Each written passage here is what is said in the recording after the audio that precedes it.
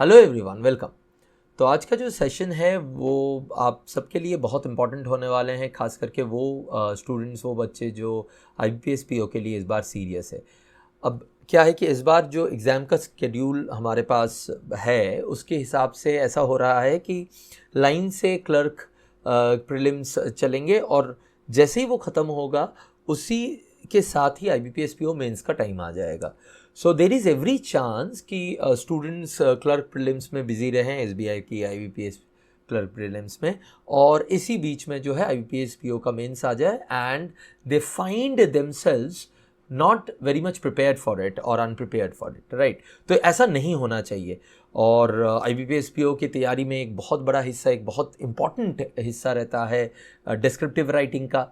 तो आज मैंने सोचा कि आपको डिस्क्रिप्टिव राइटिंग में जो बच्चे गलती कर बैठते हैं और जिसके वजह से उनके चांस जो है मेंस में कम हो जाते हैं, वो गलतियों के बारे में आपको समझा दूँ, बता दूँ, ताकि वो गलतियाँ आप रिपीट ना करें और आप इंश्योर कर सके कि इवन क्लर्क प्रीलिम्स के एग्ज़ाम्स को देते हुए भी आप PO मेंस के एग्ज़ाम्स के लिए, खास करके डिस्क्रिप्टिव राइटिंग के लिए तैयार हो जाएं।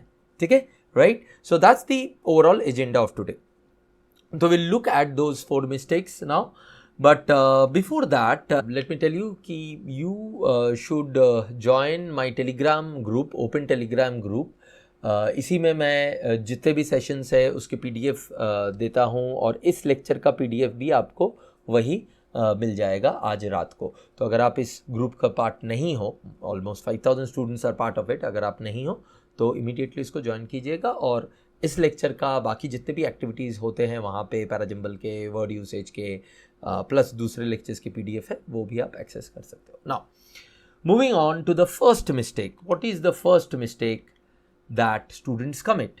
पहला मिस्टेक है waiting for the prelims result. हाँ दोस्तों, ये चीज़ जो है मैंने देखा है कि सर अभी क्या है, IBPS PO का रिजल्ट आ जाए उसके बाद तैयारी कर लेंगे। That is fine if you are a professional writer for the past few years. अगर आप past few years के लिए प्रोफेशनल राइटिंग में प्रैक्टिस कर रहे हो, अपने जॉब के पार्ट में कर रहे हो, तो देन इट्स ओके। अगर नहीं हो तो please understand, you'll have to start right away because good performance in descriptive requires time.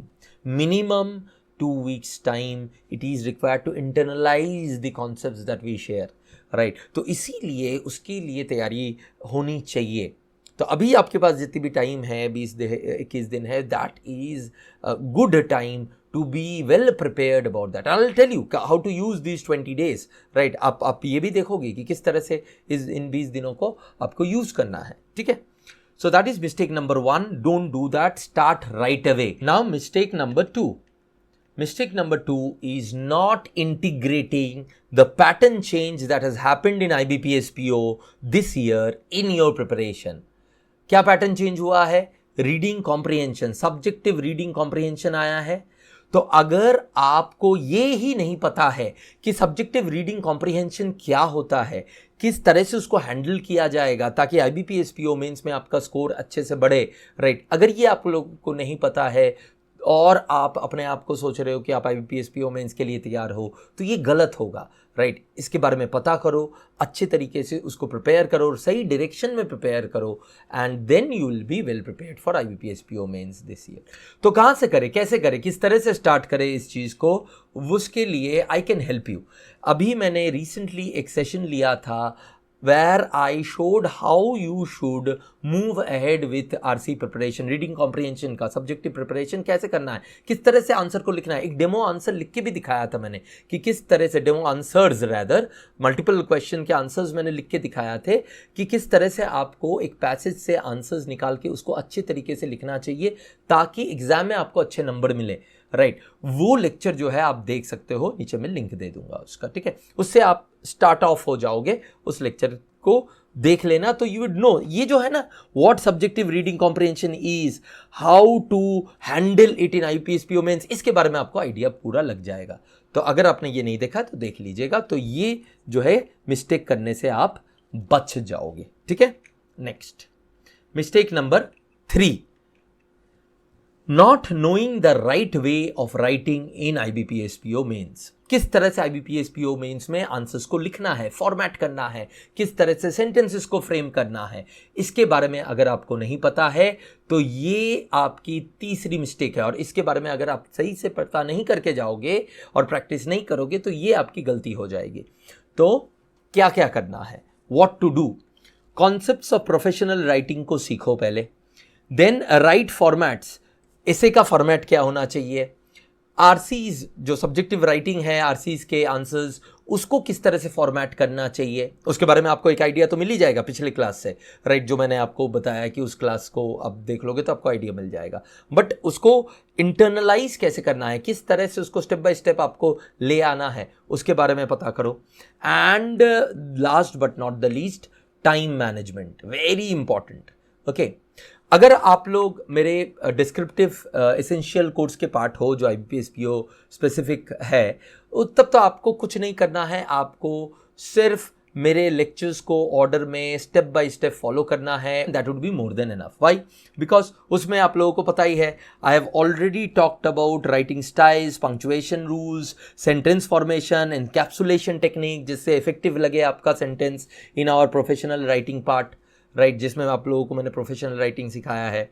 Then formats में मैंने ऐसे के लिए कंटेंट बिल्डिंग कैसे करना है, उसके लिए आई गेट हेल्प्स बताया है किस तरह से करना है और प्रैक्टिस भी करवाया है। फिर IBC ऐसे फॉर्मेटिंग, ऐसे में फॉर्मेट IBC कैसे इंट्रोड्यूस करना है, एंड देन पॉइंट को ऑर्डर कैसे करना है, ये सारी बातें हम लोगों ने ऐसे के लिए किया है। सिमिलरली RC के लिए जो 6 steps of subjective RC solving है, उसको स्टेप बाय स्टेप हम लोगों ने किया है, बार बार प्रैक्टिस भी किया है।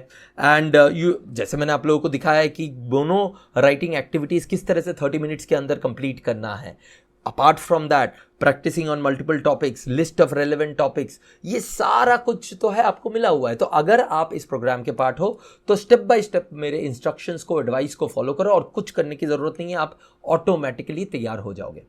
अभी हम लोगों ने बात किया ना कि 20 डेज का टाइम जो है एक अच्छा टाइम माना जाता है डिस्क्रिप्टिव के लिए, बहुत बढ़िया प्रिपरेशन करने के लिए। क्यों? अब देखिए, इवन कोर्स के हिसाब से भी देखिए, आपके 10 रेलेवेंट लेक्चर्स होंगे जो कि आपके IBPS PO के लिए ज़रूरी होंगे। तो ऑल्टरनेट डे आप लेक्चर्स करो और उसके ऊपर जो प्रैक्टिस बोला है वो करो। तो बाई IBPS PO मेंस आपके 10 के 10 लेक्चर्स भी हो जाएंगे और जो रेलेवेंट प्रैक्टिस है वो भी हो जाएगा। बस यू आर प्रिपेयर्ड, राइट। तो this is the perfect time to start your preparation if you haven't. ठीक है, अब चलते हैं मिस्टेक नंबर 4 पे। Mistake number 4 is collecting sample answers. तो दोस्तों, सैंपल आंसर्स कलेक्ट मत कीजिए, राइट। किसी और का आंसर देख के आपको अपने आप लिखना नहीं आ जाएगा। Rather write it yourself and get it reviewed और चेक्ड बाय अ सिस्टम और sometimes if possible by experts. इसमें जो सिस्टम वाली पार्ट है उसमें Smartkeeda can help you, because Smartkeeda has descriptive tests for IBPS PO mains, जिसको आप जाके लगा सकते हो और आपको स्कोर के साथ फीडबैक भी आ जाता है। तो उस टेक्नोलॉजी का भी आप फायदा ले सकते हो if you want, right. And obviously यहाँ पे जब मैं राइटिंग बोल रहा हूँ तो I also mean typing, because you'll have to type in these answers and have a comfort with the speed of typing, because वहाँ पे आपको 30 मिनट्स के अंदर टाइप भी तो करना है, वो भी तो टाइम मैनेजमेंट का पार्ट ही है, right. Okay, so let's once review all the things that we did till now, dos and don'ts के फॉर्म में। पहला चीज, don't wait for prelim results, start right away. Okay, नहीं तो आपको टाइम कम पड़ जाएगा। Next, know what is different in subjective RCs, उसके लिए आप मेरे फ्री लेक्चर का जो है हेल्प ले सकते हैं।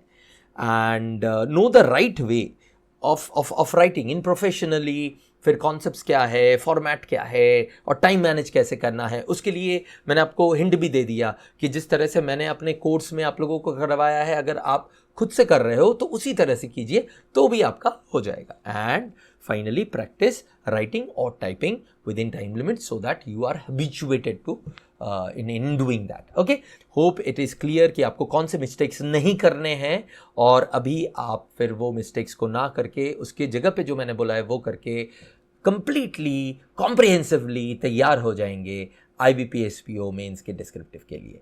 So thank you very much and all the best.